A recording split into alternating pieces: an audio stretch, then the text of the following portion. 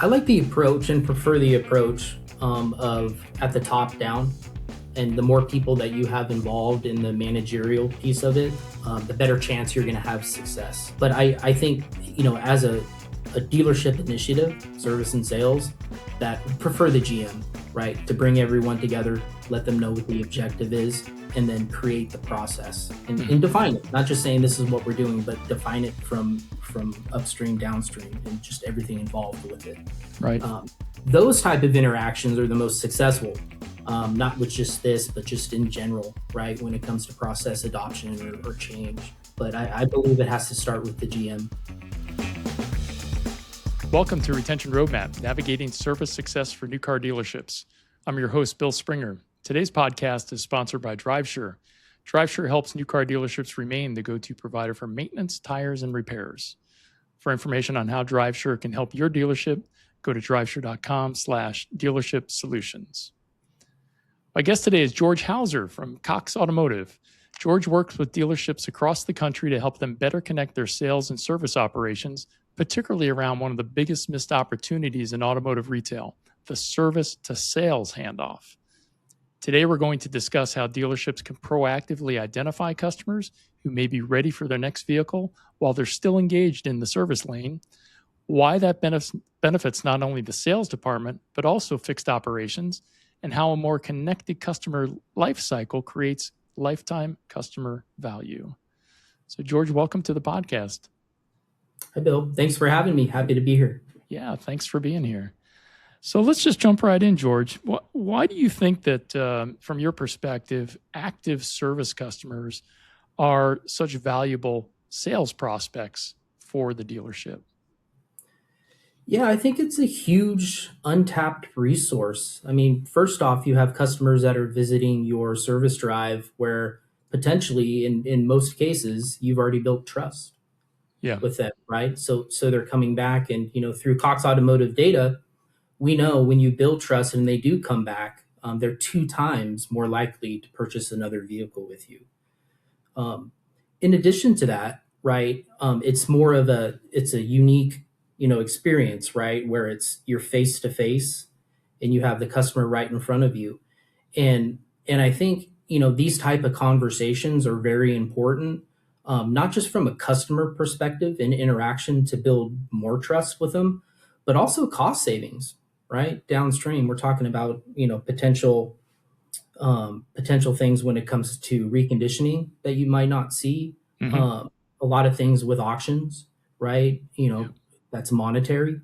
Right. So I think by eliminating all those, and it's just basically a transaction is a direct reflection of your gross. So the opportunity is there, and whether you're doing 30 ROs a day or some dealerships up to 200, I mean, that's huge. And already having that trust. So I think, especially with today, the uncertainties with markets, and how things are going, it's more of a personal conversation with that customer, because what motivates them, you can have those discussions, right? In some cases, it may be financial, and it just makes sense.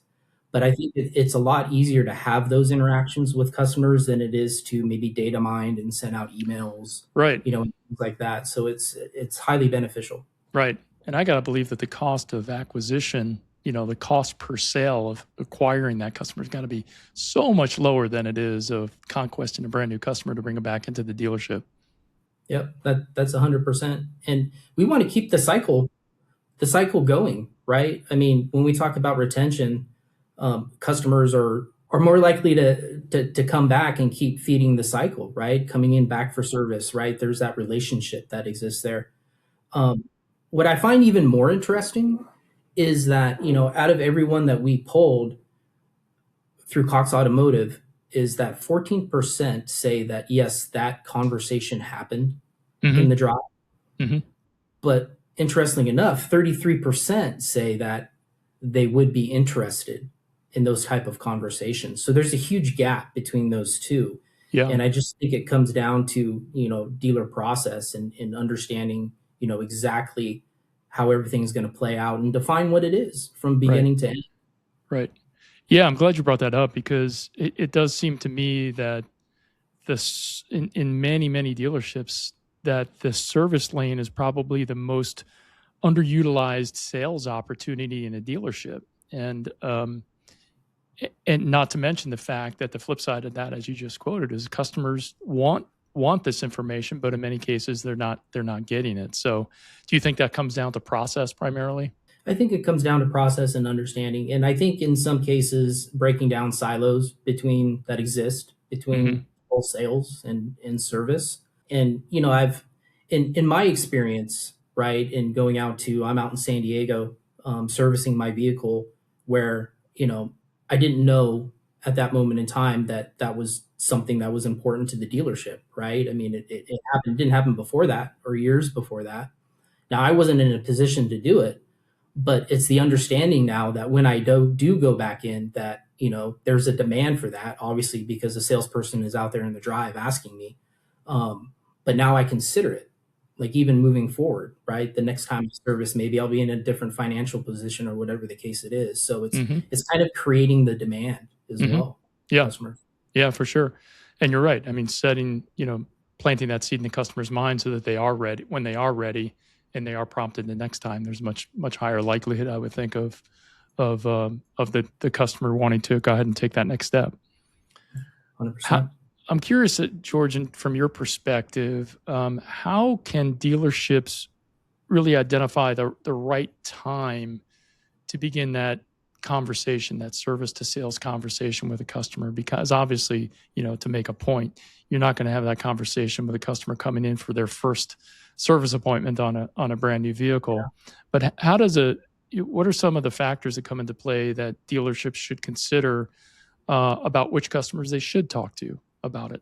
Yeah, it's a great question because it's not gonna be every single customer that comes through the door. If we have on average dealerships where an average miles is 76,000, that's just the average. So there's going to be opportunity there, just not with everyone. And I think it's one of those things that goes back to process, right? A clearly defined process where the day before you're going to look at your daily appointment ledger, right? However you do that, I know we deliver it automatically with X time and we send it out where it shows the services that are being scheduled, year, make, and model, RO history, and bit of information you would need in advance prior to the customer coming in, Mm-hmm. right? So that's kind of like a proactive upfront or upstream measure Yep. to be able to do that. So now you have the customers, right, that you want to spend time on when they come in. Second to that, right, there's also a process that you can do that's a little bit more downstream, and it's directly affected to the inspection piece, right? So the car is coming through the drive, you create the RO, it's going back to the shop, technician's going to do the full multi-point inspection. Now, we know through also Cox Automotive data that the average cost for that vehicle per mile doubles eventually as the car ages. So there's going to be a lot more work done, not Mm-hmm. just maintenance, but repairs. Yeah. So there's a couple things that can happen, right? A customer could not be presented a quote yet, or maybe they were presented a quote to fix those items, or the advisor talked to them and they declined them. Mm-hmm. Because for various reasons they can't afford it, or they want to shop around, whatever the case is. So then when those are declined by the customer or the advisor, an alert goes out to a sales manager or whoever you decide to set it up. So then that could trigger the conversation as well. And even if some of these repairs are large, you may want to also set up alert that says, well, these repairs, I know they haven't been declined yet, but they're going to be sent out to the customer, and it's a lot of money to get this vehicle fixed. So then there's another way to do that too. Yeah. So I think the upstream part, right, is specifically going to be in the understanding of what that workflow is for the day. But as the work produced or the work is being recommended to customers, after is to alert sales managers or whoever you have dedicated to it to have those conversations with the customer. So, George, I think one of the questions that brings up is kind of how do you coordinate this process between sales and service? So, for example, you brought up sending the report of declined service repairs, and these might be a great opportunity for that customer to trade in that vehicle and get another one.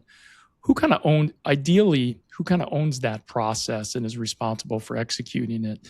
Is it sales? Is it use? Is it service? What do you find works best? I like the approach and prefer the approach of at the top down. And the more people that you have involved in the managerial piece of it, the better chance you're going to have success, right? As to one person managing it. But I think, as a dealership initiative, service and sales, that prefer the GM, right? To bring everyone together, let them Sure. know what the objective is, right? And then create the process and Hmm. define it. Not just saying this is what we're doing, but define it from upstream, downstream, and just everything involved with it. Right. Um, those type of interactions are the most successful, not with just this, but just in general, right? When it comes to process adoption or change. But I believe it has to start with the GM. Sure. Sure. Um, what do you see in terms of that process? What do you see the difference between, um, or in addition to that, dealerships who execute this really well versus ones who do a less than average job? What's the difference between those two? Well, the difference between those two goes back to process. I mean, that's what it is, and how that trickles down. Um, the difference between the two, also, right, is that this isn't just an initiative that's every other day or not on Saturdays or whatever. It's a continuous Right. effort, Monday through Sunday, if you're open Sunday, Hmm. right, 24/7.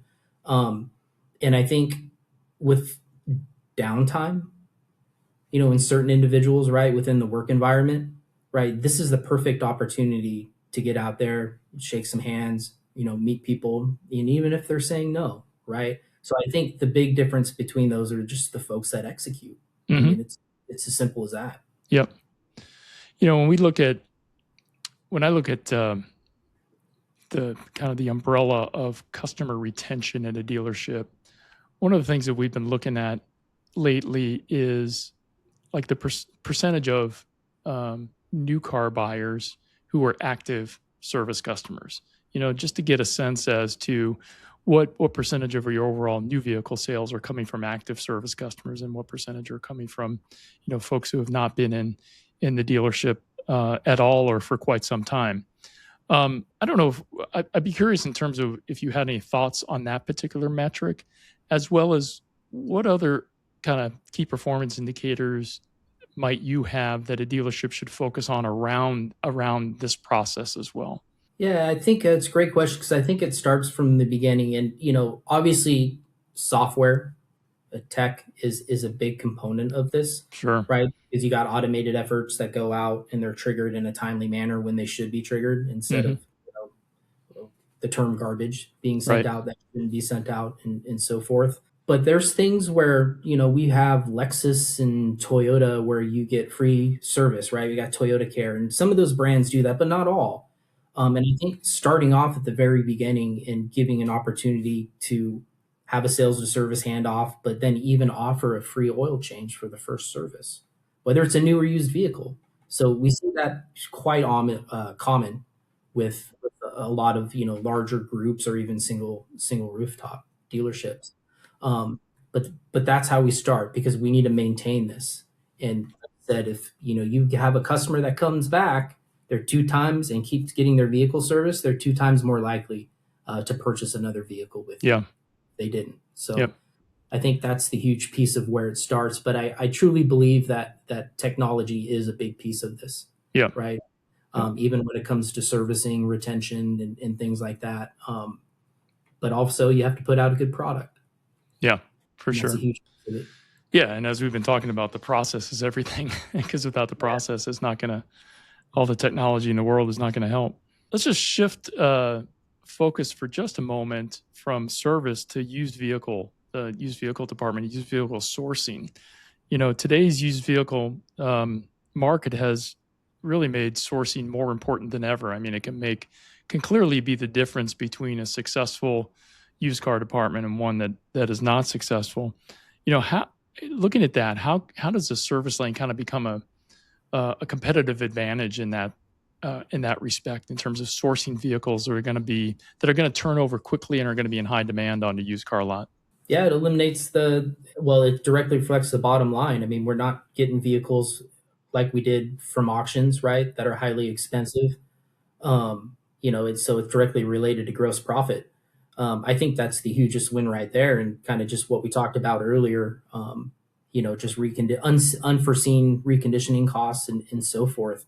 Um, so you have the vehicle right there. You know you're doing your inspection, you're looking at it. I mean, you have all the details that you have right there. So I think that by far is the biggest proposition. Yeah, a lot less risk associated with it.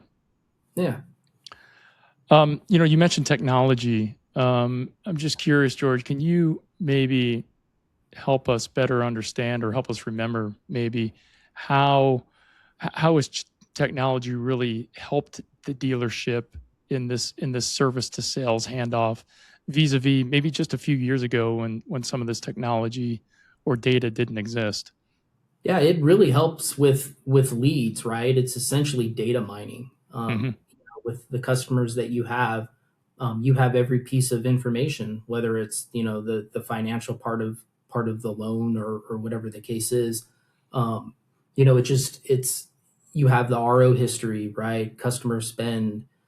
It puts all that information where it crosses sales and service and puts it together in one format where all the bits of information that you need are there.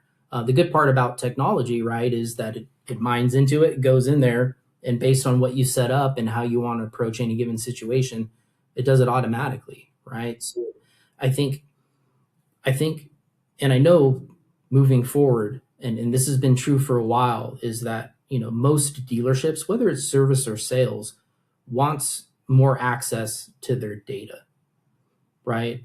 They want to be able to go in there and do things that maybe something like the technology doesn't do. And I truly believe that it's going to get better and better. And I know AI is coming, and that's a whole nother conversation. Sure. Um, but this sets up for that, right? And it's highly important. And I truly believe that dealers just want more control over their data.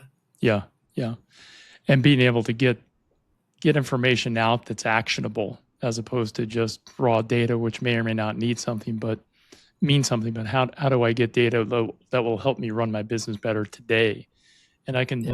totally see that in terms of automated, yeah, automating the values that are put on vehicles to a large extent and that type of thing, so that minimizes the amount of input can make a big difference just in terms of being able to execute that process, I'm sure. Yeah, and that transitions into the customer experience too. I mean, a lot of this data where we get, average sales in certain areas for certain vehicles and what the going, prices are in comparison to this or whatever it is, those things are highly beneficial. So it just doesn't improve the dealership portion of it, but also the Yeah, customer experience, which is for sure. the main purpose, right? Yeah, exactly. The goal. Exactly right. Exactly right. Um, it just occurred to me that one of the themes in our podcast is really about kind of lifetime customer retention and how do we continue to strengthen that. And I'm just curious if you know this question. It may be kind of out there, but it occurred to me that a customer, you mentioned that a customer that services their vehicle with the dealership is twice as likely to buy their next vehicle from the dealership. And I'm curious in terms of that customer who buys that second vehicle, what their service loyalty is or service retention is vis-a-vis a customer who's only bought one vehicle. I don't know if you know that or not, but I got to think that it's got to be higher. Yeah, I would as well. I don't have specific data, related to that, as far as like a second time retention, second sales, third sales, and so forth. But Right. um, I I think as time goes on and evolves, well, you will see that cycle again, right? After 5 years or whenever the customer's looking to trade it in. Yeah, it'd be interesting to take a look at the data that we have from dealers to see what that might be, because I got to believe it's substantially higher. Yeah, Um,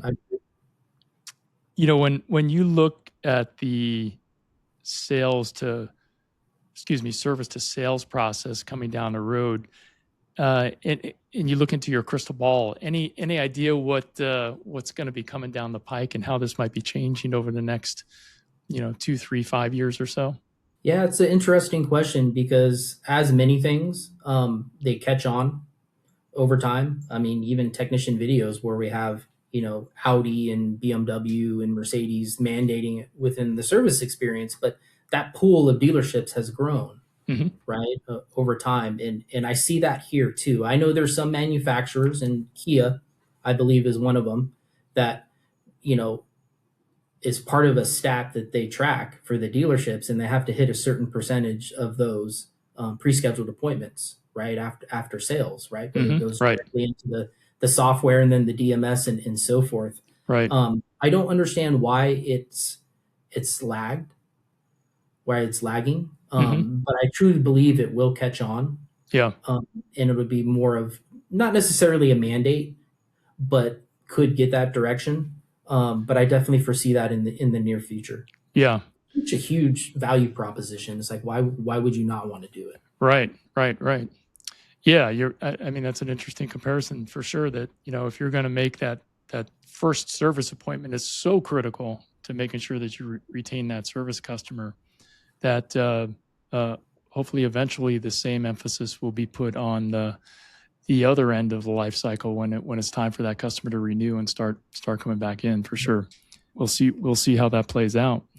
As we come to an end of our time together, George, if you were talking to a dealership who was considering about embracing this process and the opportunity around being more proactive around the service to sales handoff, what one or two pieces of advice might you give them before they get started?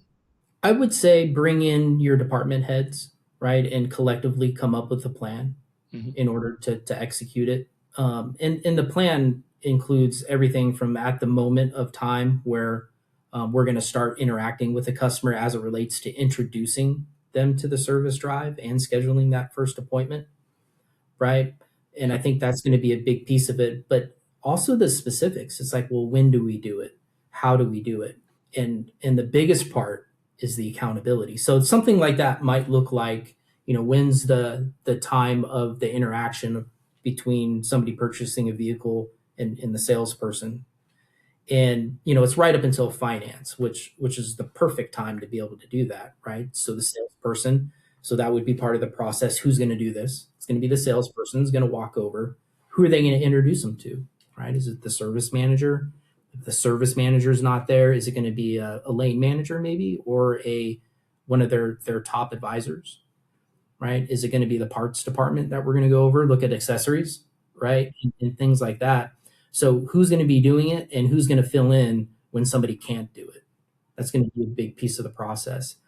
But also, we're going to include the information that that process was done and it was completed, right? And that first service appointment was already scheduled, and then it's going to be put in the dealer jacket. Yep. Yep. Now, when it comes to the accountability part, right? Where how far will you go to make sure that that's we're holding those folks accountable? Is it going to Right. have to reflect negatively on the commission if those things don't end up in the dealer jacket, Right. right? What's going to be that outcome? Is it training? So just defining that piece, but that piece has to come from the management team along with the GM. Yep. Makes perfect sense. When you look at those first service appointment setting, what's kind of a high standard for percentages of first service appointment set? What's kind of the gold standard for doing that? Well, the gold standard is going to be every single Yeah. customer that Sure. we interact with. But I think just like anything that's new, and I don't want to throw out a number, Okay. um, but I think percentages and how we're executing it is important, but also that percentage keeps going up, Yeah. just Yep. like anything. Now it's Yep. hard to go from 0% to 100% overnight, Right. um, but we need a good start, and then we need to get better each and every day, and Yep. that's the goal. Yep. Well, George, I think that's a great place to stop.